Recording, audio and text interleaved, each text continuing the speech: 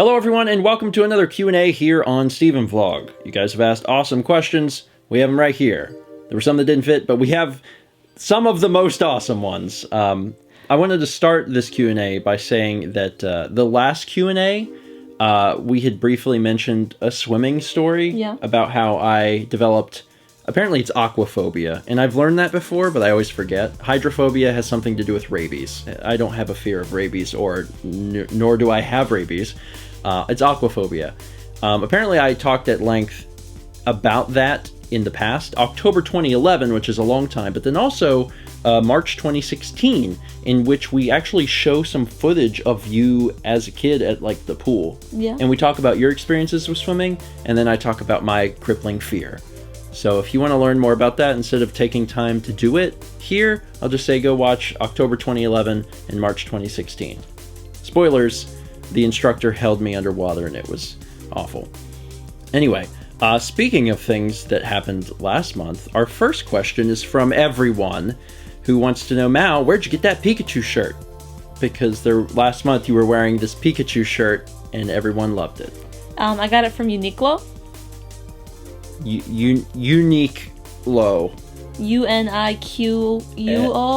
It's 6 letters. U-N-I-Q-L-O. Uniqlo, which is it's a Japanese chain, and we saw them in Japan. Oh, they were everywhere in Tokyo. But they also have started to move across the waters. They have a store in New York, in LA, and I think there's one other one. And you can order them. You can order their stuff online. But basically they had a contest with Nintendo for like people to create shirts, and I think there was actually a big fuss about it whenever it first happened, because it was like, you know, I don't even know if were there prizes? I don't know. There was something bad about it where it was like, they were like, give us your designs. Come on, give them to us. We'll use them.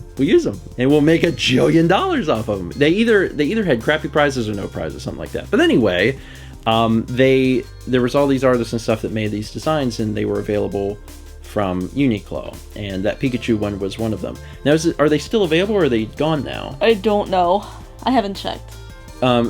Whenever those shirts came out, they had announced it somewhere, and I was like ready for them to come out. Because there was the designs. They showed the designs ahead of time, and some of them I was like, that's great.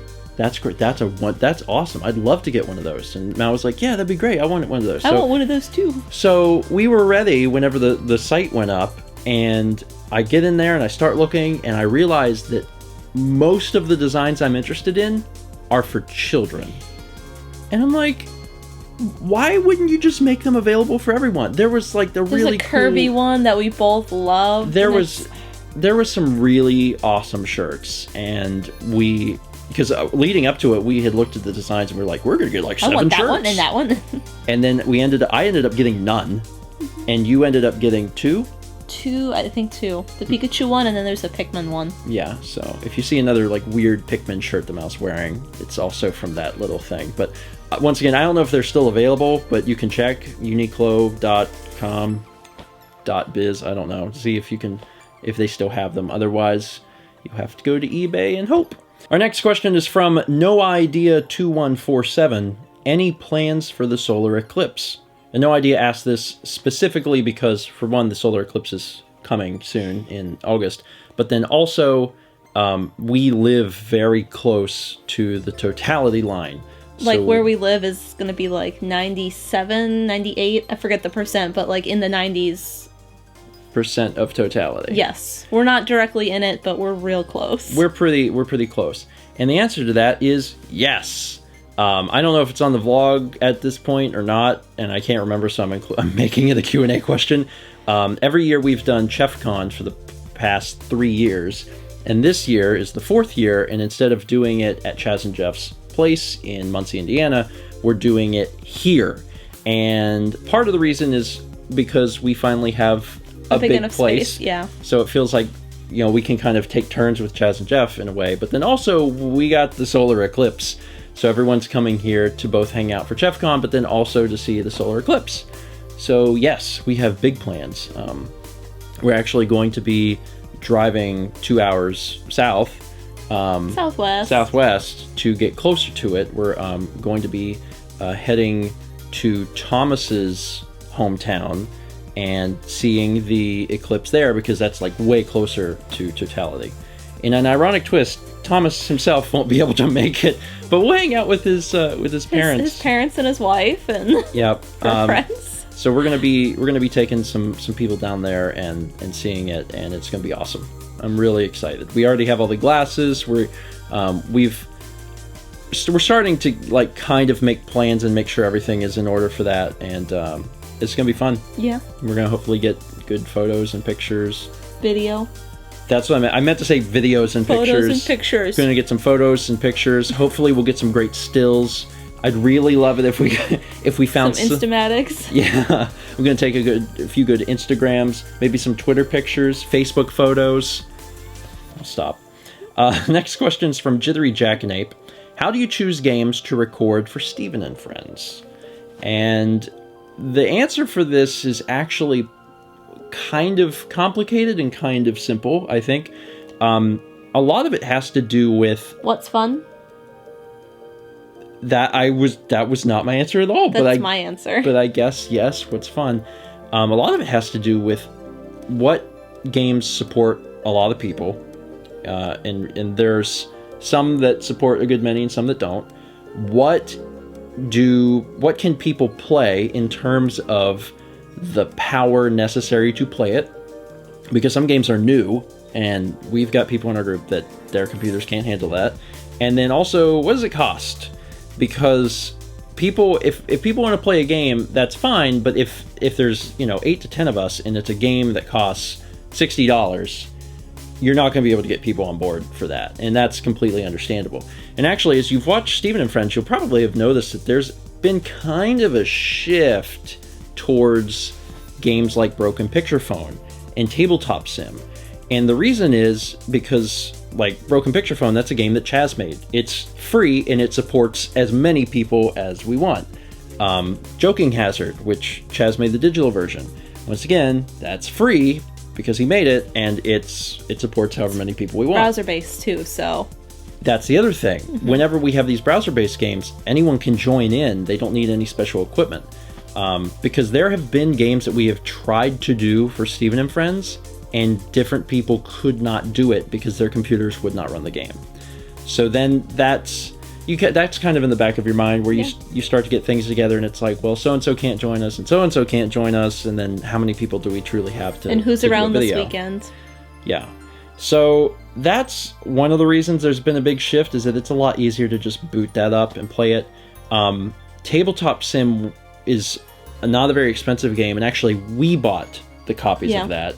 We recently, or a few months ago, we bought 12 copies? Yeah. I think we bought 12 copies of the game because it was so inexpensive to just get that many.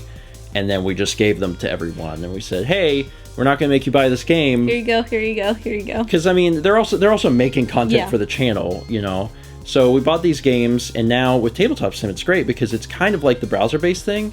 Your computer can handle it, which is important. But then also, like, the world is your oyster on Tabletop Sim. Like, you could play an actual game, like a wonderful game like Trouble, or it has the capability of allowing people like Chaz, who know what they're doing, to create things like 1,000 blank white cards. So there's a lot of stuff you can do in there. And it's not that we're opposed to doing other games, to like more traditional video games. It's just, as things have progressed, it's kind of shifted that way. And I don't mind it. It's not that we're strictly doing this thing now. It's just that, given all of the circumstances, that's the reason why it tends to happen. But we still play GTA Online. If that counts as a Stephen and Friends series, I think it does. Yeah, I think so. Next question is from Roland Kramer. Mal, when did your parents divorce, and how did it affect you? And I know Roland asked this specifically because they had said that they actually thought that your parents divorced like somewhat recently. No. And people may not know that your parents actually divorced a long time, like well over 20 years ago. I don't know what year it was. I'd have to like do the math. But I was you were in first grade. So 20 something years ago. Yeah. So I was young. Obviously Carly was younger because she's younger than me. And I I don't remember being affected a ton. Like, a lot of people, like, I got put in counseling at school, like, with a guidance counselor. Like, there was, like, a group of, like, 5 of us, and we all had divorced parents, and, like, it was 5 of us, and that was... For the entire small group. School. For the entire elementary school. And I remember being really confused a lot, just like, why do I have to go to this? But we made, like, cool arts and crafts, and I was like, cool, I get out of going to 1st grade, and I get to make this hoop thing that I wrapped beads and pretty ribbons on, so...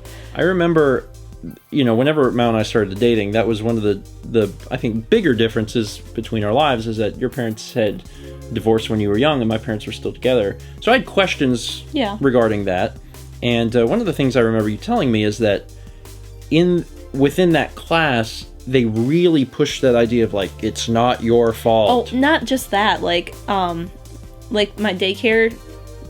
It was some lady that just did daycare out of her house. Like, she must have talked to her daughter about it, who was my age, and was like, you know, it's not, you know, Mallory and Carly's fault, because, like, I remember walking to the school bus, and my friend was like, everyone says it's not your fault. I was like, I know, because I knew it wasn't my fault. Like, it was... Well, I'm assuming, and I don't know a whole lot about the psychology behind that and dealing with children on that specific issue, but I assume that there are at least a sizable number of children that take on that blame. Yeah. And that's why they do it. So I was curious whenever talking to you about that you never experienced that. No, I mean, I guess it was partly because, like, any of the discussions my parents had about that sort of thing, like, wasn't really something they said in front of my sister and I. Like, it was kept from us. Okay. So it wasn't, like... It wasn't... I know you see some, like, drama primetime shows where people are, like, shouting and the kids are in the room. And hiding in the closet. That wasn't, like, how it was. So... It was just kind of a mutual understanding thing that your parents came to, and they divorced that way. Yeah. That makes sense. So if anyone's curious, because, you know, your dad got married back in 2012? Yes. Yeah. It was not that, like, your parents got divorced 2 years before that, or, like, you know, right before the vlog started. It was just a long time ago. The next question is from Tomas Munarriz. Do you think you'll ever have to slow the release of memorable moments? And the answer to that is probably. A long time ago, when Memorable Moments first started, it was I think it actually may have started 1 day a week, but then it was just Mondays, right? Mm-hmm. And then it went to 2. It was like Mondays and Thursdays because you had so many. Yes, and it was Monday and Thursday for a long time, and I think it was after we gave a big chunk to Dan that it moved. I think in like 2014 or something was the first time I outsourced a bunch of stuff to Dan. And I gave all the episodes to Dan, and whenever I got them back, I had hundreds of memorable moments. Because I had been uploading 2 a week, and I had been fine, because this is great. We say funnier things more than twice in Stephen Plays a week, so there was more being created than was going out. You also did Memorable May at least like 1 or 2 years before Dan did anything. I think so, yeah. Mm-hmm. So whenever Dan sent those back, I was like, oh my god, now we are sitting on hundreds of memorable moments. Like, we should push these out faster. So that's whenever we went to 4 days a week, Monday, Tuesday, Wednesday, Thursday. And we've been kind of traveling that for a long time now. And there are still so many moments. I mean, there really, really are still a lot of moments. But I do feel like maybe the balance is actually closer to like 3-4. And that if we continue to release 4, eventually we would probably run out. But also maybe not. Because like there's plenty of episodes where I go into the comments and for whatever reason, like one of us will be particularly funny in that video, and there might be 3 memorable moments in that video, and I'm like, okay, you know, as long as in a week's period of time, if there are 4 memorable moments made, then that's enough to sustain that system, you know, indefinitely. So will it ever slow down? It could, you know, but I'm not going to look ahead and say, oh, it's, you know, we're starting to run low. I'm just going to keep doing 4 a week. Keep trucking. Basically. Because at this point, you know, if it does slow down, or if we do run out, it would probably be a while, because we still have a bunch. Like, we're still releasing moments from, like, Twilight Princess. We're releasing moments from the beginning of Skyrim. Yeah. You know, because those series in particular just had so many that we have all of them. That being said, as a reminder, or if you're just not aware, memorable moments exist solely because of you. You, watching right now. Stare into my fuzzy finger, because you are the one responsible for making sure memorable moments exist. Dan and myself and Mal, like, we do not create the moments. You guys do. Chaz has actually developed a system. It goes into the comments sections and looks for the timestamps. So whenever it also looks for, like, the words memorable moments and colons. It looks for things that are related to that entire thing. And whenever you leave those in the comments, that's what pulls in, that's what Dan looks at, and that's how moments get made. So if you see something funny in an episode, like, and no one else has mentioned it in the comments, take it upon yourself to be like, that was funny, you know, timestamp. Because when you do, that's how moments get made. So don't ever let a moment slip by, or it will never show up on the channel. And that would be a travesty. Next question is from AntiHeroSora. Have you ever wanted to cancel or change a series after starting it? Have you ever wanted to cancel or change a series? Has there ever been a series where you're like, oh my god, what have we done? I kind of felt that way with Pikmin, just because, like, playing it blind has angered many people. Pikmin 1 or Pikmin 2? Oh, or both? Just because it's... And people are getting so frustrated, and it's silly, because it's like, we don't know what we're doing. And they're getting frustrated. They're like, well, you should have restarted that. That's not how we're playing it. Yeah, I think there's a disconnect. Pikmin's a really great example of this. There's a disconnect between us as players and viewers who are very passionate about certain games. And Pikmin is one of those games where it's... Yeah. Any game, I think, honestly, it comes down to, like, any game that you can really speedrun that has a lot of elements about speedrunning. I think that actually lends to it, where, you know, people can become very efficient about beating the game in a certain number of days, or making sure no Pikmin die, or whatever.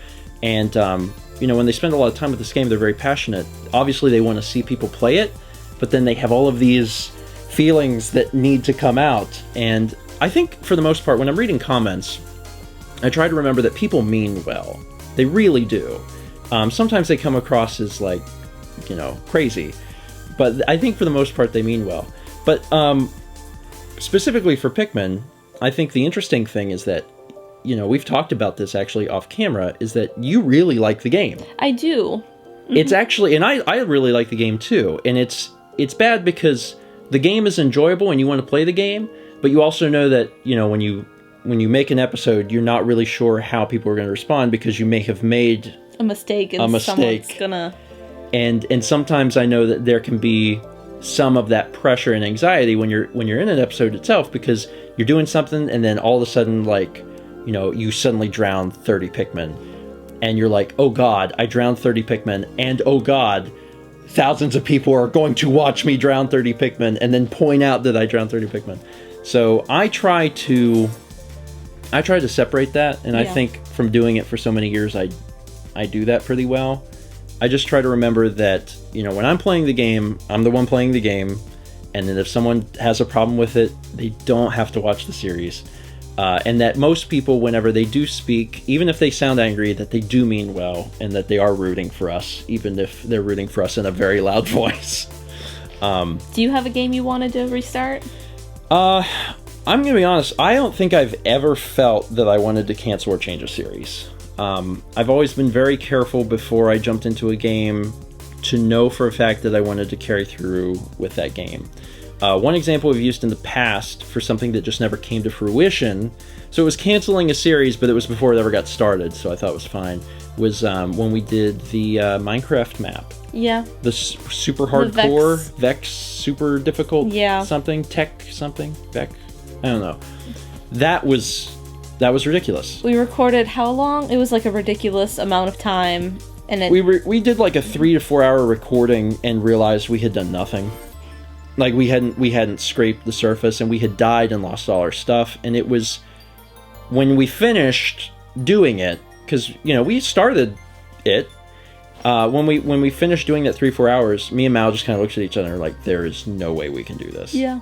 Because you can't make it entertaining. You know, like, you have to enjoy what you're doing. If you hate it, like, it's not a show. Like, it's not something to watch. So that was a situation where we canceled it before it started. Yeah. And we thought it was going to be fine. We had even announced it, like, yeah, we're going to be doing Vex. Super Hostile. That's it. Super Hostile. And we had announced it too. We're like, we're going to do Vex Super Hostile. And then after we recorded the first time, we were like, oh my god, nope, can't do this. But then we actually took all that footage and turned it into a video. I don't remember doing that, but... We did. We actually took that footage and said, like, this is our attempt at Super Hostile. And it's basically like a 10-minute collection of us, like, dying and super mad. And it's funny, but it's also a reminder that could have never been. Yeah. There's no way that could have worked.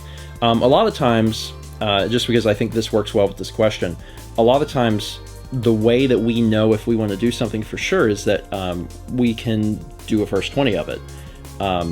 First 20 is a really great way to test the waters of something if I'm not sure. Like, if I see something online and I'm like, that looks interesting, I don't know if that should be a full LP or not, maybe we'll do a first 20 and see what we think. And then we can go from there and decide if this is actually, oh wow, this is going to work. Inside was not supposed to become a Let's Play, but it was one of those situations that, like, whenever I did the first 20 of it, I was like, this is really cool. I've wanted to go back and play Limbo anyway. Let's make this a little series.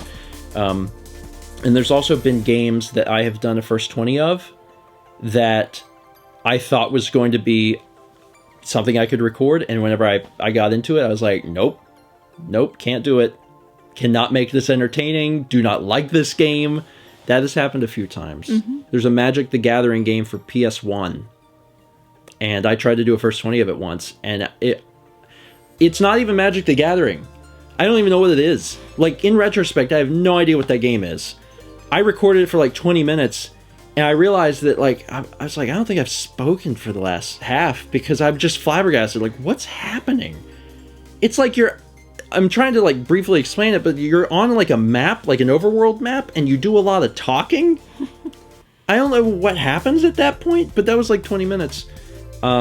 So yeah, sometimes games don't work out. Yeah. Someone had gifted me a copy of... There's a puzzle game, actually, for PC, and it has my name in it. Steven's Sausage Roll, or something like that. And, you know, I actually was going to do a first 20 of that, and I was only in that game for about 3 minutes before I realized, like, the complexity of that puzzle game, and I knew that there was no way I could turn that into a video, because it requires too much thinking. There's no commentary. Like, it would just be commentary with nothing happening. Yeah. Because you have to think through everything, and I knew that I couldn't turn that into a video. So those are a few examples of things.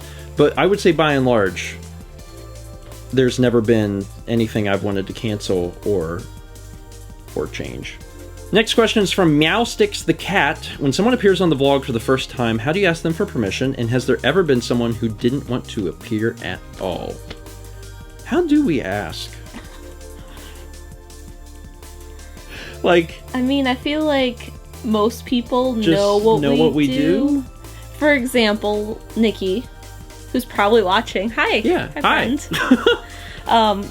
She watched, like, she was dating Austin, and I guess he was like, this is what my friends do, and she watched a video, and yeah, she watches stuff, and I feel like, for the most part, like you said, people know what we do, so even if, like, we're hanging out, you know, for the first time, or for the first time in a while, people know what we do, so they kind of expect it.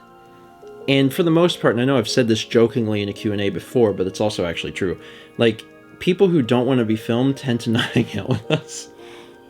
Like, because they know that that's what we do, you know, like, that's our job. And we can certainly hang out with people without filming anything. It's just slightly more inconvenient since we're trying to, you know, catalog our day. I don't know, like, we probably just say, I'm gonna film this. Does anyone have any problems with that? Because once you've hung around, like, once you've done it once... Here's another good example. Then people know you're going to do it, you know? When we went to Japan, That is a great example. We had that line chat with everyone. That is a great example. And you were like, hey, if you don't know who I am, this is what I do. I will be filming stuff. Let me know. You did say that to That is them. a great example, because that was a good example of us hanging out with a big group of people that we are not normally around. Yes. And some of them watched the vlog. Yeah. So some of them were aware. Some of them didn't. Some of them didn't even know really who we were. And it was a good chance for me to say, hi, what I do is super weird. I will be filming it, and it will be on the internet. So, like, if you don't want that, just let me know. And I'll not film you. Yeah, and there was a few people that actually said, I'd prefer if you could, they weren't like, don't show me, but it was like, if you could just like not generally include me in some stuff. And I was like, yeah. So actually, I kind of would, when I would remember that when I was filming, and sometimes I would try and compose shots in such a way where they weren't in it, or it was their back or something like that. Mm-hmm. So I tried to respect their, their privacy. Most people were just like, oh, whatever, cool, that's awesome. And some people were like, yay, our trip is going to be cataloged. Yeah, there was a lot of people excited about that. And then they were super excited when eToy showed up. Yeah. So there was a double good. And also, has there ever been someone who didn't want to appear at all? Yeah. Yeah, there's been people that have been like, can you please not film me? And I'm like, yeah. Like, it's not like I'm surgically attached to the camera. It's like, okay, I just won't get out the camera. It's not really... Yeah. It's not really a problem. The next question has been asked by so many people over the last few months. A lot of people wanted to know the answer to this, but to be honest, we couldn't answer it because we didn't know. It requires a lot of work on our end to figure out, because we didn't know what the answer was. Yeah. But we decided this month we'd finally answer the question by doing all of the necessary research and homework to know exactly what the answer was. So Mal did research to figure it out, I did research to figure it out, and we finally have an answer to this question. Oscar Hult asks, how much does it cost to produce an episode of MalMakes? And the reason this is so difficult is, for one, you've got to look into a lot of different things, but also the answer varies wildly. Because if you're starting from nothing, like you have no supplies whatsoever, you're going to get into painting, and you're going to get into painting presumably at a level that you're getting into it in terms of the quality of supplies. If you're starting at nothing and jumping into it, you have got to spend a pretty decent amount of money because you don't have certain things that you need. There are things that you need that last a long time. There are things you only need to buy once that are expensive. There's things you buy that are consumable that you use up, like paint and the canvas. Yes. So it's a weird trying to figure out. Yeah, like for example, like a brush. If you don't have a brush, you will have to buy a brush. Mm-hmm. But once you have a brush, you have a brush. So for that first painting, as long as you keep the brush nice, you have the brush for a while. Yeah, so like for that first painting, it's going to be more expensive, but then the cost of the brush over time is cheaper because you're using it for multiple paintings. So that kind of thing. Not to mention consumables, the paint. You will have to buy paint at the beginning, and the paint is used for that first painting, but then the paint could also be used for other paintings. So depending on the size and how much you use. Yes. And then it depends on the painting and what you've painted and what colors. So there's a lot of things, but Mal's come up with something that is a good average of stuff, and that the list number for starting out if you had nothing is $147. $147. And that is specifically a canvas, 6 colors, and an intro set, and the type of paint I use. They're tiny tubes, but essentially you could do a painting, maybe 2 with them. Yeah, and Mal thought that it would be easier to do it that way and say that than figure out what the cost of like 6 giant tubes of paint would be. And I don't buy them that small because you save money when you buy them bigger. And I do use them up, so it makes more sense for me to buy them bigger. The paint mediums, like what you mix into the paint, I use at least one type of medium per painting, whether that's like the one that keeps it wet longer or something that turns it more into a liquid.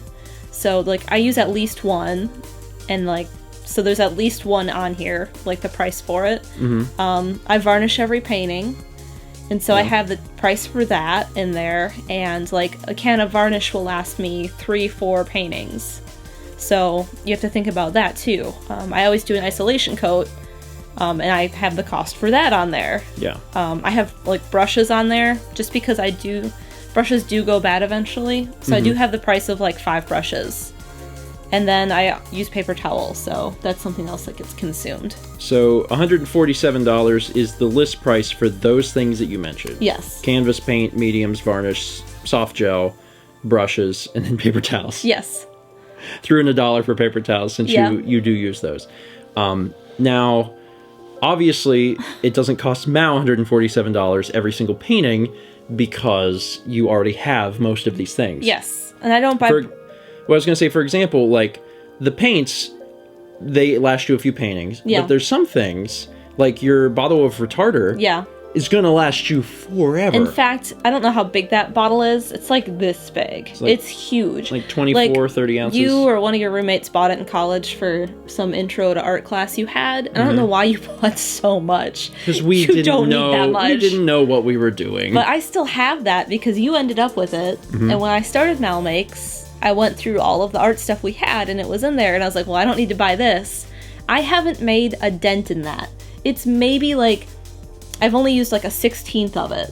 Yeah. Like, I'm not even like a quarter of the way through that giant bottle. Yeah. And it's because it's something you very rarely need, and when you need it, you need very little. Yes. So, it's going to last me forever. Anyway, what people want to know is how much it costs you for a painting. And the other thing to keep in mind is that this $147 is a list price. And what that means is that is like the MSRP on a lot of this stuff. Now, Mao is very savvy, buys stuff ahead of time. And in bulk. And also tries to pinpoint sales. She watches stuff like Hawk to see if things go on sale. Even if it involves, like, you know, picking something up at Michael's. Yeah. Sometimes we'll do that if it means cutting the cost a little bit. So Mal tries to, you know, get things on sale, and you have your sale price from that $147 of $81, which is like 60%, or something like that. So like that's a lot better than $147. So this is something to keep in mind. Like, for example, the canvases I buy, my favorite type of canvas, those thicker ones. Yeah. The 18 by 24 is a list price of $40. Yeah. I have never bought one for over $13, $12. Like, when I just checked it to do the research on this, they were currently $10. And if you buy them in bulk, they're like $8. Yeah. But the list price... Yeah. So if you needed a canvas, one of the thick ones, because Mal does it on different thicknesses. She's starting to, like, move towards the only thinner doing... ones are... Well, you're... Not my favorite thing. Not your favorite, but you still have some. Yeah. So some of the paintings are on thin ones, and then some of the paintings that she's moving forward are moving to just thicker canvases. But one of those thicker canvases, if you were to walk into a store, for the quality that Mal buys, because she gets the really nice ones, it's an MSRP of $40. That's how much that canvas is. So that's a lot of money. And there's nicer ones. And that's one of the reasons... Yeah. Well, after a certain point, I'm not really sure you're getting what you're paying what for. You're paying for, but that's one of the reasons that Mal tries to get them on sale for like $13, because $40 for a canvas is insane. But taking that into account, like $10 or whatever for that, and then all of your different thing, you did like an average of about how much paint you think you use, and your costs. Yeah. You came up with a price of about like $35. Yes. And that's the number people want to know, is how much does it cost to paint a painting, and it's about $35. But that is not all of the costs associated. So an average price for one of Mal's paintings, at least for this year so far, has been about $300. So let's assume that Mal sells a painting for $300. Shipping is always $40. Unless they're out of the country or not in the continental US. I think that's it for the fees that change it. But it's $40 for people in the continental US. In 99.9% of the situations, it's $40. So the painting goes for $340. Now, $40 of that goes towards shipping, so Mal doesn't see that. In fact, we eat some of the cost occasionally on shipping. We always set it to $40 and don't let eBay figure out shipping because eBay does it wrong. That's one of the things is that eBay might think that, yeah, this is pretty cheap. And then you go to do it and it's like, oh, it's actually more expensive because we ship it through FedEx. So we've figured out that $40 is a really good middle of the road price for the US, where people on the East Coast, it might come out to like $35 or something like that. So we're saving $5. But then whenever we ship it to the West Coast, it ends up being more, like $45 or even $50. So even though we might save a few dollars here, we end up spending more. So $40 seems like a really good price where we're not losing or gaining money on shipping. So looking past that, the painting sells for $300. Then of that $300, like $35 was my cost. What's your cost?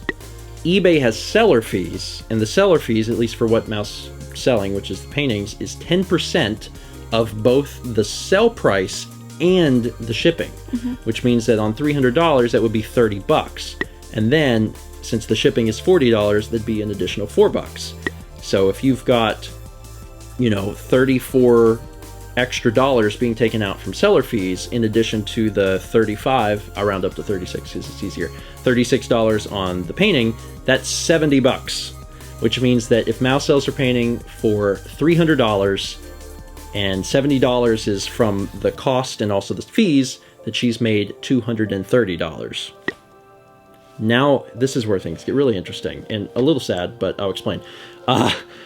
At $230, which is what Mal has made off of this painting, on average, she spends about 30 hours actually painting it.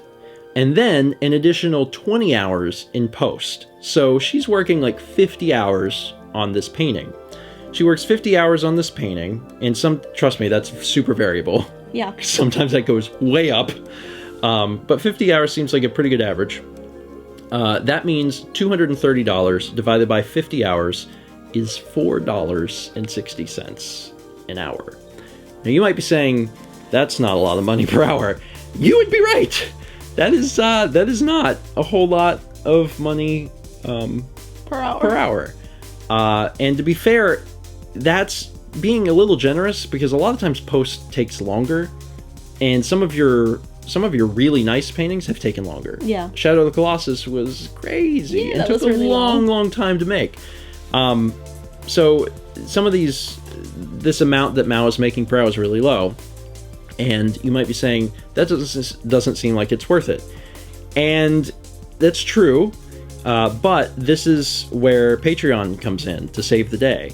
I know we've talked about it a little bit before, but like the reason MalMakes exists and continues to exist is Patreon, and I hope that that's like well understood, because that is the truth. It's true that Mal does make YouTube ads money. There's YouTube advertising, although it's not much money. Oh, it's less than $50. Yes, it is. I wasn't going to say a number, but sure, if you want to be real sad, yeah, less than $50 a month in YouTube ad revenue for sure. And you've never cracked that. No. Unfortunately. So not a lot coming in on that field. And merchandise is good to have, but it's not a whole lot of money either. It has the potential of growing. Yeah. Because with each painting, the catalog yeah. grows, so people have more selection to buy things. But even that's not a huge chunk of money. So this is one of those things that, you know, MalMakes exists because of Patreon. And I wanted to make sure that by answering this question, we included that, because otherwise you would leave this question thinking, why does Mal do MalMakes? This makes no sense. She does MalMakes because of the generous support of people that allow her to do this. So that is the answer. And we don't ever compare our income, like Mal and myself. As far as we're concerned, we collectively, or the business, makes the money, and we don't worry about like each of us. Who makes more? Exactly. I feel super happy that the patrons have enabled you to be able to get out of the position that you were in, because you were in not a good spot with teaching. Things were not so good, And the fact that they have enabled you and given you the opportunity to do this is amazing. So, thank you. Whether you're supporting me or Mal, like, it doesn't matter, because we don't look at that. That's not a big factor for us. It's just, you know, what we are making together. Whoever you have supported or choose to support, like, you are the ones that are responsible for MalMakes. So if you enjoy MalMakes, that is something to consider, is the fact that Patreon is really what makes MalMakes work. Because otherwise she's making $4.60 an hour. We didn't even get into, like, the cost of an easel or palettes or palette knives or other colors of paint that are... Or, or lights or other the camera video equipment. Or the microphone or the 9-volt batteries I have to replace once a month. Yeah, and fortunately there's a lot of shared costs between channels. I mean, we are like using... the mic here that's sitting here is my mic, and that camera is the one I use. Yes, so there's a lot of shared stuff between the channels. Yeah. But there's a mentality in the house, and I think it's good, of we don't worry about what I make or what Mal makes. It's Mal makes. It's just, you know, what we as a team do. That's the way I like to think about it, and that mentality is what allows MalMakes to continue, because it's just, we are making enough to let this continue. Yeah. And that's awesome. And also shout out to all of the patrons, whether you're Mal's patron or my patron. We have the best patrons. You're incredible, and thank you for allowing Mal to do this, because it's awesome. And I'm really proud of you, but also I really like what you make. Like, I always get really excited to see what you're making. Yeah. So. I know you do.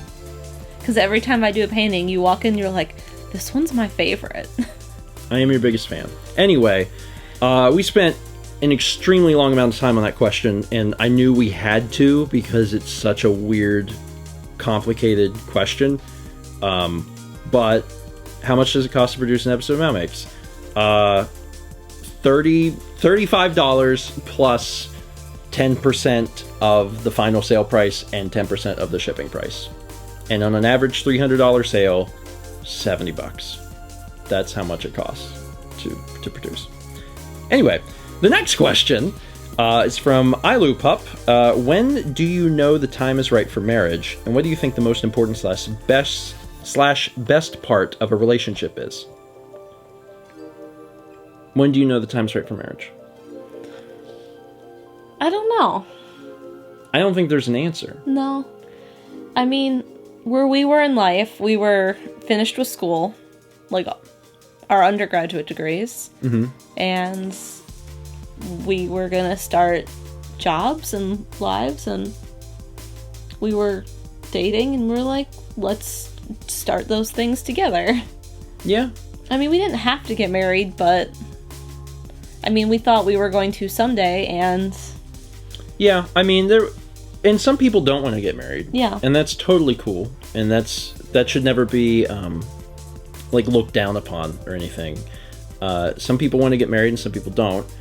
For us, I think even early on, we both had talked about that and knew that that's something that we wanted. It means different things to different people, and for us it meant, I guess, like a very visible commitment to each other. Visible to each other, but then visible to the world. And once again, that's not in any way, shape, or form to put down people that don't want to do that, and that doesn't mean that they aren't establishing that same relationship. I have to clarify, because I don't want anyone to, like, twist my words. It's totally cool, whatever you choose to do. But, you know, we wanted to do it, and we talked about it pretty early on. Yeah. Honestly. I think, I don't know when we started talking about it, but I feel like within a few months we had at least mentioned it. It wasn't like, you know, so maybe we'll get married. It was just like, let's talk about the marriage as a thing. You know, what is it? What do we, you know, what is it that you value about it? What is it I value about it? Do these things overlap? You know, I don't think it was ever a conversation early on of like, you know, when do you think we'll get married? Like, it wasn't that. It was just talking about it, like, as adults. Yeah. But as far as when we knew, I don't know. I don't think there's a time. I don't think you're ever going to have a switch come on that's like, well, that was it. She said the magic 4 words. I'll make you pudding. And I just knew. I've never made you pudding. I've bought you pudding. I'll buy you pudding. There's not a magic thing that happens that you're going to be like, that was it. It's just, it's data. It's looking back on the past and being like, things have gone really well, and I really like this person, and we get along. That goes into the next part of your question, which said, what do you think the most important / best part of a relationship is? And I think that's the most important and best part is being comfortable with someone. Like, there's 2 really big important parts to having a relationship or a marriage or whatever, and that is being in love with the person, being attracted to them physically and mentally, I guess, but then also being a friend. Like, compatible. Well, a friendship / compatible. Yeah. Like, those things are both super important, because if you aren't attracted to someone, then you are just a friend, and if you aren't a friend, then you're just, I don't know, you just have someone you really want to sleep with. I don't know, like, it's not a long-term relationship. It's got to be someone that, you like both. Because Mal and I have been together for almost going on 10 years. And in that time, we have become super best buds that can hang out and talk about anything and do anything. But in addition to that friendship, I'm like still totally into Mal. I think I'm allowed to say that. But I am. And like that, you have to have both of those parts. And as long as you have both of those parts, then things will be good. But if you're missing either one of those, then that's bad. I had a friend in high school who dated someone, and everyone knew them as like, this beautiful couple. They're both good-looking people, and they went out for a few months, and then one day they weren't together anymore. And I asked him, I said, why did you guys break up? He said, we weren't friends. And I was like, what? He goes, we weren't friends. He said, we would get together and we were into each other. We would, make out and do all this stuff. He said, but we weren't friends. And he said, we couldn't figure out the friend thing. And he said, when the heat is off, you got to have someone to, shoot the crap with. And it's true. Like, it takes both sides of that. So, little anecdote to think about, I suppose.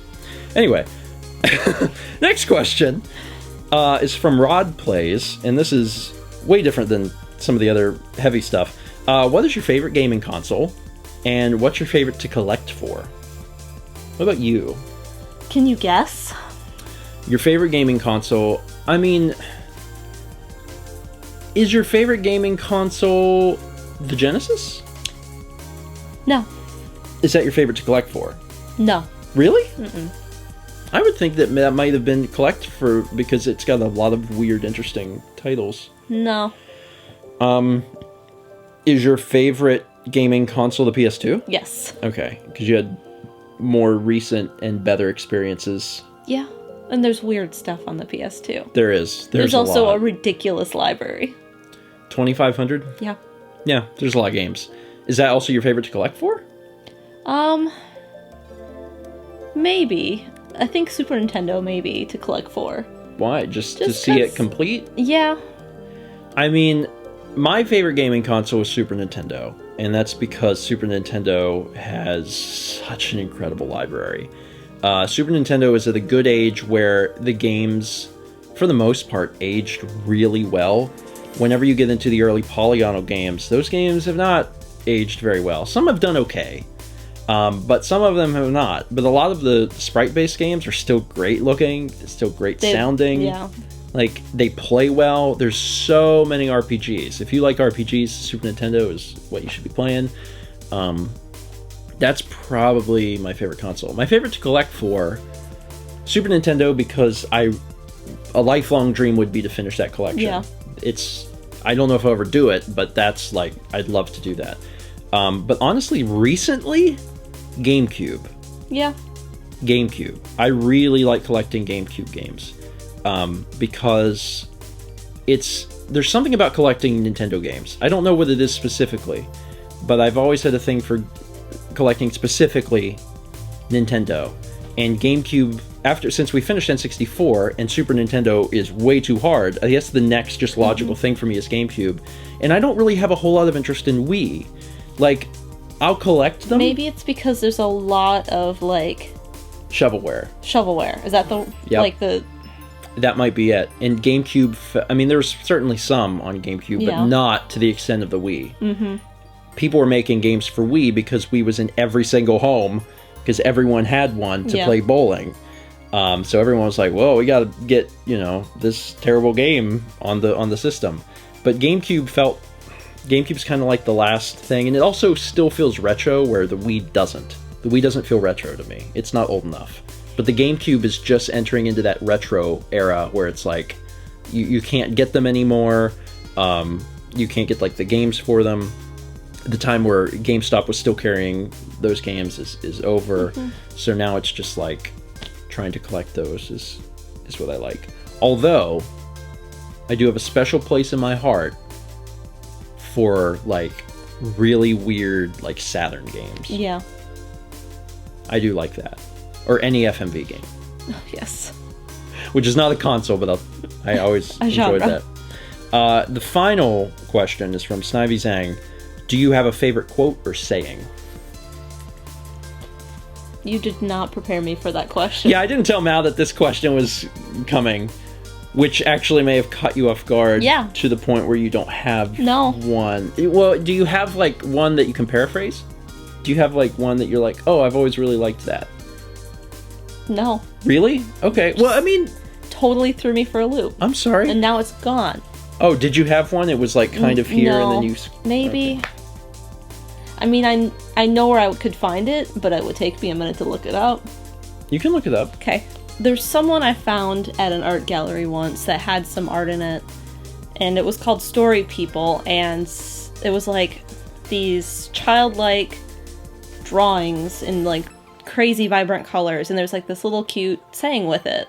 And I went and looked it up when I got home, and there's just a ton of stories, like these little sentence or 2-sentence stories. Mm-hmm. And this one always stuck with me, especially after you and I started dating, is tied together by stuff too difficult to explain to someone new. Tied together by stuff too difficult to explain to someone new. That's nice. Yeah. Very sweet. And kind of goes along with what we were talking about in one of the previous questions a little bit. I could probably insert, like, a bajillion Carl Sagan quotes here. Partially because when I was in college, I actually made a video that was just Carl Sagan quotes. I did it for my astronomy class. One of my favorites by him is, "The sky calls to us. If we do not destroy ourselves, we will one day venture to the stars," which is a really cool, like, I don't know, it's a really cool feeling for that quote, just because it's a desire to know the great beyond, but also the sordid reality that we may just kill us. Like, there's a high possibility that, someone will press the big red button before we ever get a chance to just truly see how far we can go out there and, what we're capable of as a species. So that's kind of sad. But on a slightly different note, another quote that's not by Sagan that I've always really enjoyed is from George Lucas. And George Lucas has a quote that says, "All of us who make motion pictures are teachers with very loud voices." And that's always stuck with me, especially doing vlogs and Let's Plays and things like that. Is I think about whenever I make content, I am in some way teaching. I'm offering a part of myself to others to learn from. And I want to be able to share something that ultimately results in positivity with the world. I know that, especially on YouTube, like, there's a lot of younger viewers, and I want to leave something with them that, I don't know, is good. I know that that's a very, like, low-level way of thinking about that, but I do. I want to try and make a a change in people's lives, and especially in, you know, a young mind, that, you know, something of positivity or goodness. Something other than, it's just a prank, bro.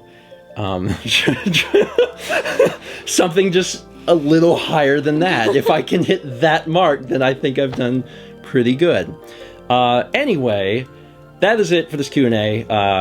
It was a pretty long one, although they've been long recently, and also we spent a ton of time on the MalMakes production question, although it required that much time. Yeah. It really did. Like, it's important to know that it's a super variable answer. And, you know, this is a guesstimation, but, like, it's, you know, that's the best we could do. There were some really great questions asked this month. We had to cut. Yeah, you only included a few I picked. Yeah, sorry. We kind of back and forth on that. Sometimes Mao ends up picking most of the questions, sometimes I do. And then this was a month where I just felt like I had some good ones, so I went... Nixed mine and said, this is the ones we're doing. I said, now. I want to answer these, so I answer these. But thank you guys so much for watching, and if you have questions, feel free to leave them in the comments down below, and we'll answer them next month. Also, be sure to check out the link in the description, where it's all of the collection of all the questions that have ever been asked. Yeah. So, a catalog of questions. Yeah, because your question may have already been asked. And the reason I know is because I read quite a few comments last month where I'm like, that's definitely been answered, but, you know, double check there if you haven't. Thanks for watching. We'll see you next month for another Q&A.